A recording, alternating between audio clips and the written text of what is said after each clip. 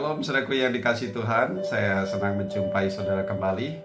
Tentunya dengan sukacita surgawi, hari ini kita semua sudah beribadah bersama dalam ibadat raya Minggu. Dan tentunya semua saudara mendapatkan berkat dari firman Tuhan yang telah ditaburkan oleh para hamba Tuhan di tengah-tengah kita. Hari ini kita akan membahas tentang doa jemaat. Ada pertanyaan, apa yang didoakan para murid selama 10 hari menanti pencurahan Roh Kudus itu? Ada yang mengatakan, mereka menghafalkan doa Bapa kami, mengingatnya dan merenungkannya. Tetapi baiklah, kita akan sedikit saja melihat bagian tentang doa jemaat ini. Kalau kita membaca di dalam Kisah Para Rasul pasal yang keempat, ayat yang ke-23 sampai 31, di situ dijelaskan tentang doa jemaat. Dan mungkin seperti inilah gambaran tentang doa jemaat pada masa itu. Saya akan membacakan bagi saudara. Pasal 4, Kisah Para Rasul ayat 23 sampai 31. Begini firman Tuhan. Sesudah dilepaskan, pergilah Petrus dan Yohanes kepada teman-teman mereka, lalu mereka menceritakan segala sesuatu yang dikatakan imam-imam kepala dan tua-tua kepada mereka. Ketika teman-teman mereka mendengar hal itu, berseluruh mereka bersama-sama kepada Allah, katanya, "Ya Tuhan, Engkaulah yang menjadikan langit dan bumi, laut dan segala isinya. Dan oleh Roh Kudus dengan perantaran hamba-Mu Daud, Bapa kami, Engkau telah berfirman, mengapa rusuh bangsa-bangsa? Mengapa suku-suku bangsa mereka-reka perkara yang sia-sia? Raja-raja dunia bersiap-siap dan para pembesar berkumpul untuk melawan Tuhan dan yang diurapinya. Sebab sesungguhnya telah berkumpul di dalam kota ini Herodes dan Pontius Pilatus beserta bangsa-bangsa dan suku-suku bangsa Israel melawan Yesus, hamba-Mu yang kudus, yang Engkau urapi, untuk melaksanakan segala sesuatu yang telah Engkau tentukan dari semula oleh kuasa dan kehendak-Mu. Dan sekarang ya Tuhan, lihatlah bagaimana mereka mengancam kami, dan berikanlah kepada hamba-hamba-Mu keberanian untuk memberitakan firman-Mu. Ulurkanlah tangan-Mu untuk menyembuhkan orang, dan adakanlah tanda-tanda dan mujizat-mujizat oleh nama Yesus, hamba-Mu yang kudus. Dan ketika mereka sedang berdoa, goyanglah tempat mereka berkumpul itu, dan mereka semua penuh dengan Roh Kudus, lalu mereka memberitakan firman Allah dengan berani. Amin. Saudara yang dikasihi Tuhan, inilah gambaran tentang doa jemaat mula-mula, bahwa peran Roh Kudus penting sekali untuk mereka merasakan kuasa Tuhan hadir di tengah-tengah mereka. Pergumulannya jelas tidak jauh dari apa yang didoakan dalam doa jemaat ini, bahwa ada penguasa-penguasa yang mencoba menekan mereka. Ada orang-orang yang mencoba mengancam nyawa mereka. Tetapi mereka berdoa, bersungguh-sungguh, bersehati, bertekun dalam doa. Dan mengatakan begini, berikanlah kepada hamba-hamba-Mu keberanian untuk memberitakan firman-Mu. Jadi yang didoakan oleh jemaat mula-mula adalah supaya Tuhan memberikan roh keberanian untuk memberitakan firman Tuhan.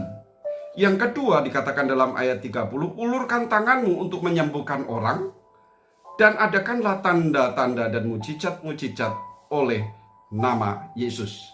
Jadi yang kedua bukan hanya keberanian untuk memberitakan firman Tuhan, tetapi doa jemaat adalah supaya Tuhan memakai hamba-hamba Tuhan, supaya Tuhan memakai mereka, murid-murid Yesus, berani lagi memberitakan Injil Tuhan, tetapi juga supaya disertakan kuasa menyembuhkan orang, kuasa mengadakan tanda-tanda dan mujizat-mujizat.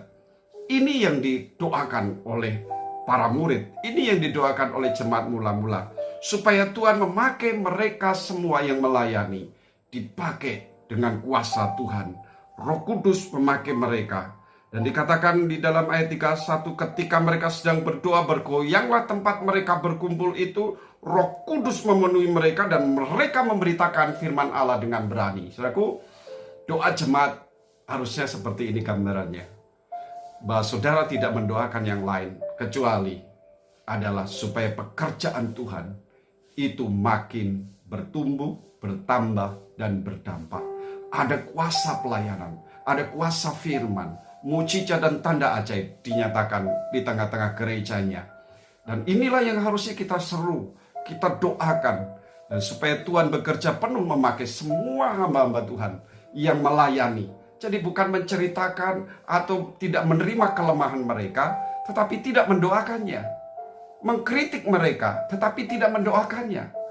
Saudaraku, tugas jemaat adalah mendoakan mereka, supaya mereka dengan berani menyampaikan firman Allah, dan Tuhan menyertai dengan tanda-tanda ajaib, menyembuhkan orang sakit, mengadakan mujizat-mujizat oleh nama Yesus.